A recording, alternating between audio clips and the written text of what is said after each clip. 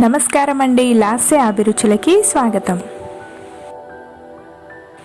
Bachelors కోసం onion egg fry కర్రీని సింపుల్గా ఎలా ప్రిపేర్ చేయాలో ఇప్పుడు నేను ఈ వీడియోలో చూపిస్తాను. ఈ ఎగ్ ఫ్రై కర్రీ కేవలం 10 నిమిషాల్లోనే రెడీ అయిపోతుంది. ఇది వైట్ రైస్లోకైనా, బిర్యానీ రైస్లోకైనా, చపాతీలోకైనా చేసుకోవచ్చు. తొందరగా అయిపోతుంది, చాలా టేస్టీగా కూడా ఉంటుంది. ఇప్పుడు ఇది ఎలా ప్రిపేర్ చేయాలో చూద్దాం పదండి. ముందుగా స్టవ్ పైన ఒక కడాయి పెట్టుకొని ఇందులోకి ఒక 3 టేబుల్ స్పూన్ ఆయిల్ వేసుకోవాలి. అందులోకి లైట్గా సాజీర లవంగాలు వేసుకొని 2 కప్పుల ఆనియన్ కట్ చేసి ఆయిల్లో వేసుకోవాలి. 2 కప్పుల ఆనియన్స్ అంటే ఒక మీడియం సైజు 4-5 ఉల్లిపాయల వరకు ఉంటాయి. ఇప్పుడు మంటని హై టు మీడియం ఫ్లేమ్లో పెట్టుకొని ఉల్లిపాయల్ని చక్కగా ఫ్రై చేసుకోవాలి. ఇందులోకి రుచికి సరిపడా సాల్ట్ వేసేయాలి ముందే, ఎందుకంటే సాల్ట్ ముందుగానే వేసేస్తే తొందరగా ఆనియన్స్ ఫ్రై అవుతాయి. ఇందులోకి అల్లం వెల్లుల్లి పేస్ట్ 1 టీ స్పూన్, అలాగే 1/2 టీ స్పూన్ పసుపుని కూడా వేసుకోవాలి. వేసుకొని మొత్తం అంతా కలుపుకోవాలి. ఇప్పుడు ఇందులోకి సన్నగా కట్ చేసి పెట్టుకున్న కొత్తిమీర తరుగుని కూడా వేసేసుకోవాలి. కొత్తిమీర అనేది ఆయిల్లో కొద్దిగా వేస్తే దాని ఫ్లేవరు చాలా బాగుంటుంది ఫ్రై అయితే.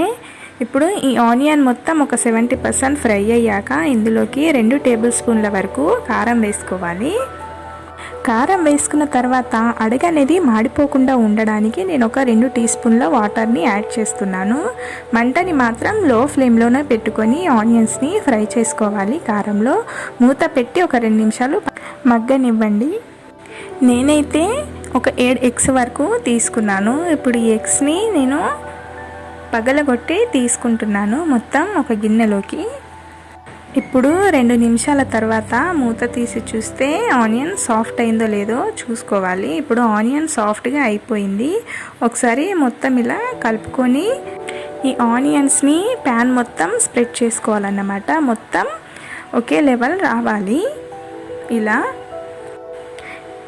ఇప్పుడు ఇలా పైనుండి ఎగ్స్ మొత్తం ప్యాన్ మొత్తం వేసేసుకోవాలి. ఇలా చుట్టూరుగా వేసుకొని వెంటనే కలపకుండా మూత పెట్టి ఒక 2-3 నిమిషాలు అలాగే వదిలేయండి. మంటని మాత్రం లో ఫ్లేమ్లోనే పెట్టుకోవాలి. 2-3 నిమిషాల తర్వాత చూడండి కాస్త బాయిల్ అయ్యాయి. ఇప్పుడు వీటిని స్లోగా కదిలించాలి. ఇలాగా మొత్తం ఫాస్ట్గా కలపకూడదు.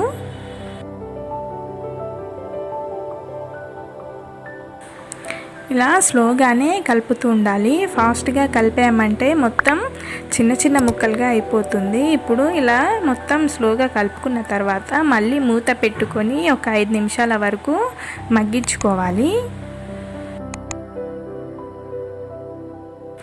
5 నిమిషాల తర్వాత ఇప్పుడు ఈ కర్రీ రెడీ అయిపోయింది. మొత్తం అంతటి ఒకసారి ఇలా కలిపేసుకోవాలి.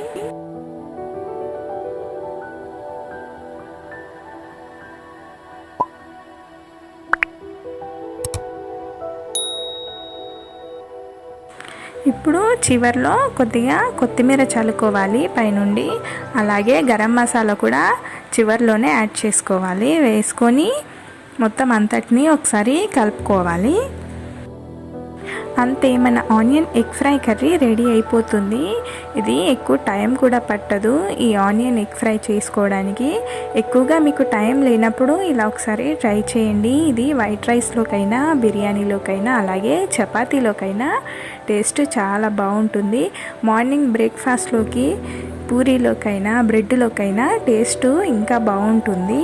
ఖచ్చితంగా ఒకసారి ట్రై చేయండి. ఎలా అనిపించిందో కామెంట్ చేయండి. వీడియో నచ్చితే లైక్ చేయండి. అలాగే నా ఛానల్ని సబ్స్క్రైబ్ చేసుకోండి.